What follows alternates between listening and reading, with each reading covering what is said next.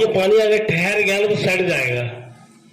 अगर ये ठहर गया, नदी से नहीं जुड़ा ना, तो ये सड़ जाएगा। अब ये रुकना नहीं चाहिए। वास्तव में जिसको शिव गुरु से घोड़ा चाहिए, मकान चाहिए, दुकान चाहिए, महल अटारी चाहिए, वो चर्चा कभी नहीं कर पाएगा, अपना गुरु का शिष्य कभी नहीं हो पाएगा।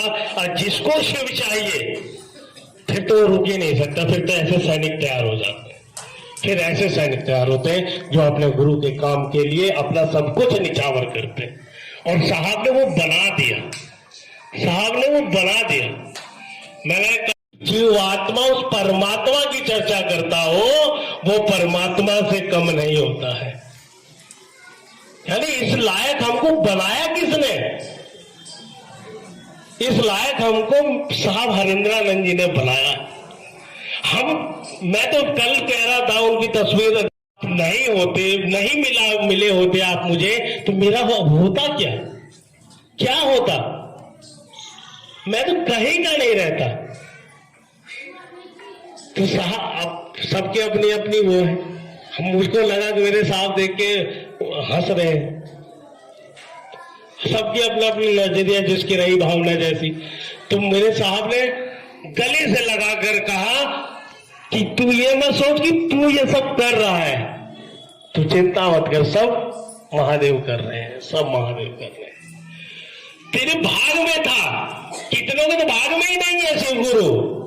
कितनी कोशिश कर ले, कितने ही चर्चा में घुसा है, वो चर्चा में आने के बाद भी उसको नहीं अपना पाएगा।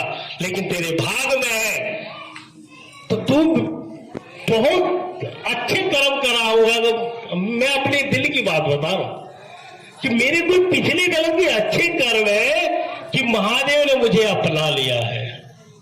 मेरे कोई पिछले जन्म के अच्छे कर्म है। नहीं तो कितने लोग सुनकर भी अपना नहीं पाते हैं। कितने लोग चर्चा में निरंतर जाने के बाद भी, कल मेरे पास जिज्ञासा आती है कंचन, कि जब शिव को कोई गुरु मानता है और धीरे धीरे मैं देखता हूं कि उनके जीवन में बड़ा ही उन्नति होने लगती है, मकान दुकान धीरे धीरे क्योंकि साहब ने तो खुल के बोला है, जो शिव को गुरु मानेगा उसको लौकिक और परलौकिक सुख मिलेगा। तो मेरे पापा कल कह रहे थे कि जब जिसको लौकिक सुख मिल रहा है वो शिव से दूर क्यों हो जाता है? वो शिव से दूर क्यों हो जा रहा है? मैं कहा पापा, एक अंधा होता है ना, अंधा, जब तक उसकी आंख नहीं आई होती है तो लकड़ी का बड़ा सहारा लेता है। और जिस दिन उसकी आंख आ जाएगी, सबसे पहले किसको छोड़ देगा? लकड़ी को छोड़ देगा। ये मनुष्य की आचरण है, ये मनुष्य का आचरण है। जिसकी वजह से सब कुछ मिला, फिर उसकी चर्चा के लिए उसके पास समय नहीं रहता भाई। फिर उसके लिए उसके पास समय नहीं रहता, जिसकी वजह से सब दिया। खैर, जो कर रहा है ठीक कर रहा है।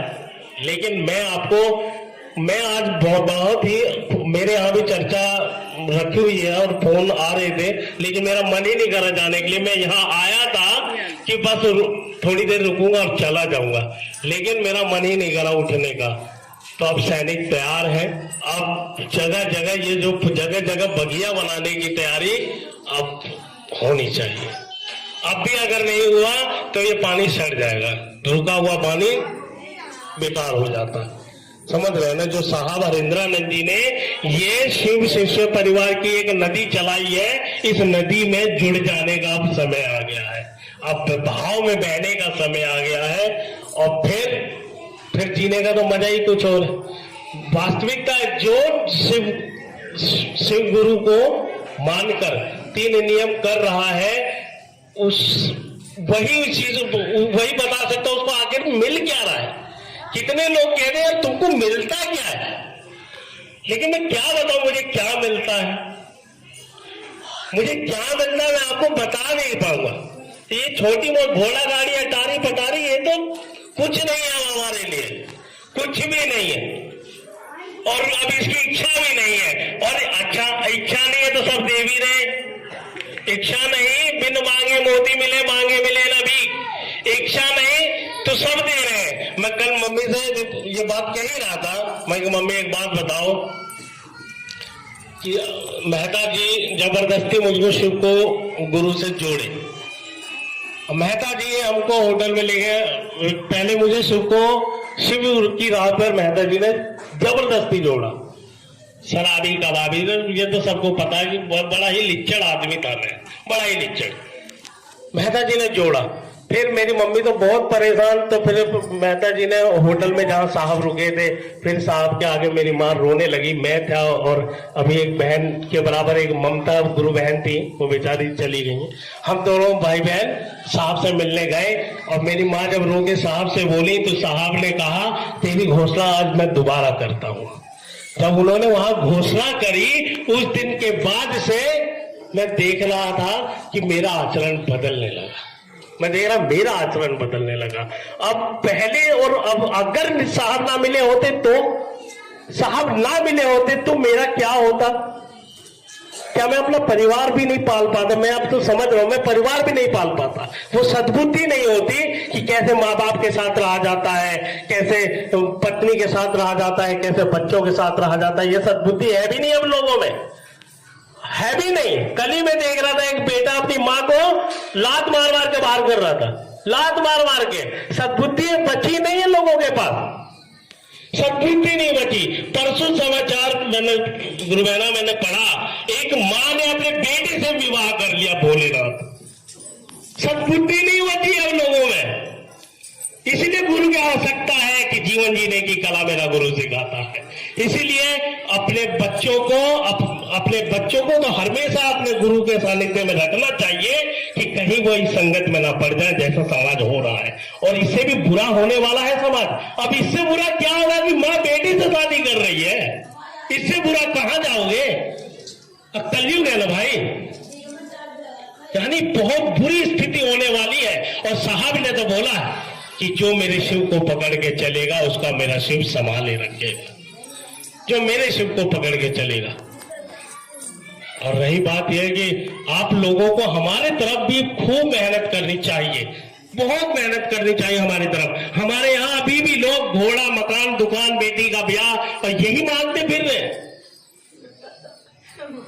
किसी को महादेव ही नहीं चाहिए। और साहब कहते हैं जिसे महादेव नहीं चाहिए, छोटी से लंबा हो रहा है ना, लंबा हो गया है? लेकिन एक जब कृष्ण भगवान के पास दुर्योधन और अर्जुन गए तो कृष्ण भगवान ने क्या बोला कि एक तरफ तो मेरी सेना है और एक तरफ मैं हूं, तुम मुझ में से क्या चाहते हो? तो दुर्योधन मूर्ख, क्या मांगा? सेना। अर्जुन समझदार, उसने क्या मांगा? कृष्ण। और कृष्ण को जैसे ही मांगा उसका सारथी बन गया। तो साहब हमको यही ना समझाए, अरे तुम मांगना क्या है, तुमको अभी तक तो यही समझ नहीं आ रहा। अरे महादेव को मांगो, तुम्हारा सारथी हो जाएगा, तुम्हारे जीवन की गाड़ी को महादेव खुद चलाने लगेगा। और ये बात किताबों में नहीं मिलेगी, ये बात तो अनुभूतियों से मिलेगी। अनुभव अब हो रहा है, अब ये अनुभव हो रहा है। पहले तो समझ में ही नहीं आता था कि क्या हमने शिव को गुरु बनाया क्या, लेकिन अब धीरे धीरे घट रहा है जीवन में, धीरे धीरे ये बात समझ में आ रही है।